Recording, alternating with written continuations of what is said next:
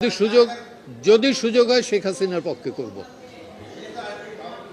এই তো ক্লিয়ারলি বললাম যে যদি সুযোগ হয় তাহলে শেখ হাসিনার পক্ষেই লড়াই করব। ট্রাইব্যুনাল কেন, সব মামলাতেই। জি ডক্টর ইউনূস মিনুয়েল বোধহয় রিয়েলাইজ করছেন যে এই সংশোধন এগুলো করা ঠিক হবে না। উনি গতকালকে আমি একটা সোশ্যাল মিডিয়ার দেখলাম, উনি বলছেন যে রাজনৈতিক দল যদি সংস্কার না চায় তাহলে নির্বাচন দিয়ে আমি চলে যাব। আক্ষেপের শুরু বলুক আর অভিমানের সুরে বলছেন এটা, এবং দিস দ্য রিয়েলিটি। এই গভর্নমেন্টের প্রাথমিক দায়িত্ব এবং একমাত্র ডিউটি হচ্ছে নির্বিঘ্নে লেভেল প্লেয়িং ফিল্ডে একটা নির্বাচন দেয়া এবং গণতান্ত্রিক পদ্ধতিতে সেই সরকারের কাছে ক্ষমতা হস্তান্তর করা। Nothing else. এই সরকারের কোনো দায়িত্ব এবং কি বলবো যে রেসপন্সিবিলিটি নাই, লায়াবিলিটিস আছে অনেক। স্যার, আরেকটি বিষয় দেখা হচ্ছে যে জুলাই আগস্টের বিচার তো ট্রাইব্যুনালেও চলছে এবং সারা দেশের বিভিন্ন আদালতে থানাতেও মামলা হয়েছে।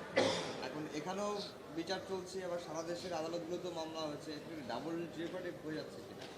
কোথাও হচ্ছে বোধ, এবং হইলে পরে আমাদের নলেজে আসলে পরে সেটা আমরা আবার কোর্টের আদালতের আনবো। হচ্ছে, কারণ এত গণহারে হচ্ছে যেটা অকল্পনীয়। এবং আমার মনে হয় যে বাংলাদেশ স্বাধীনতা যুদ্ধের পরে এবারই সর্বপ্রথম এই গণহারে মামলা হচ্ছে। পরিসংখ্যান যদি তাই বলে 16 বছরে যদি হয় আর এইখানে 3 মাসের, সেইটা কি সেম? ওই পরিসংখ্যানে আনেন। রিজন আছে কি নাই এটা তো আমি বলি নাই। আমি বলছি যে সংখ্যাটা 16 বছরে যা হয়েছে 3 মাসে তুলনামূলকভাবে বেশি হয়েছে।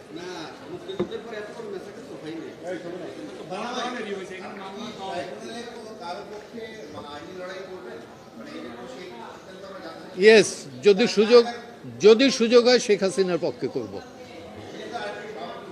এই তো ক্লিয়ারলি বললাম যে যদি সুযোগ হয় তাহলে শেখ হাসিনার পক্ষেই লড়াই করব।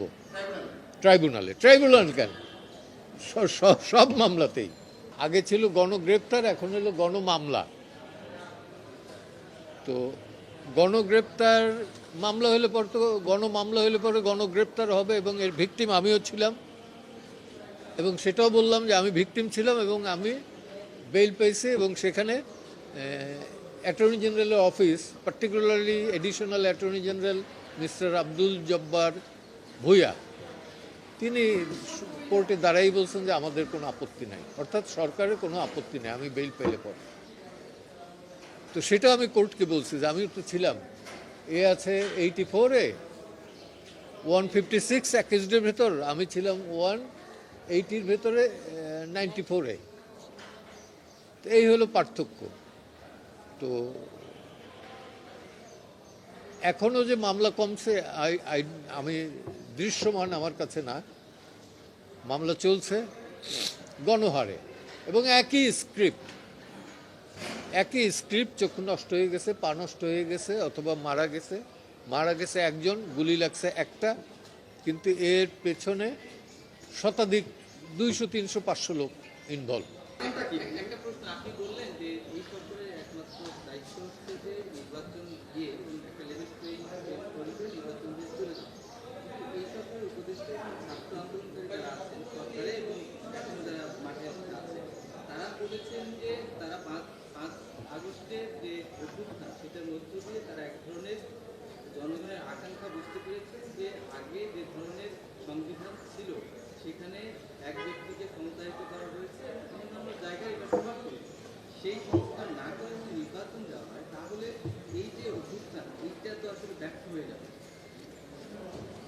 ব্যর্থ কি এখন হয়ে যায় না?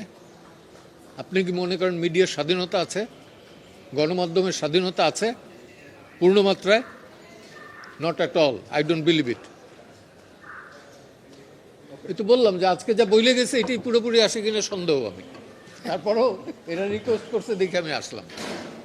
হ্যাঁ, এবং আমি চাই না যে আপনারা বিপদে পড়েন। নিয়মিত এরকম নিউজ ভিডিও পেতে অবশ্যই আমাদের চ্যানেলটি সাবস্ক্রাইব করবেন, এবং ভিডিওটি ভালো লাগলে অবশ্যই লাইক, কমেন্ট এবং শেয়ার করবেন। ধন্যবাদ।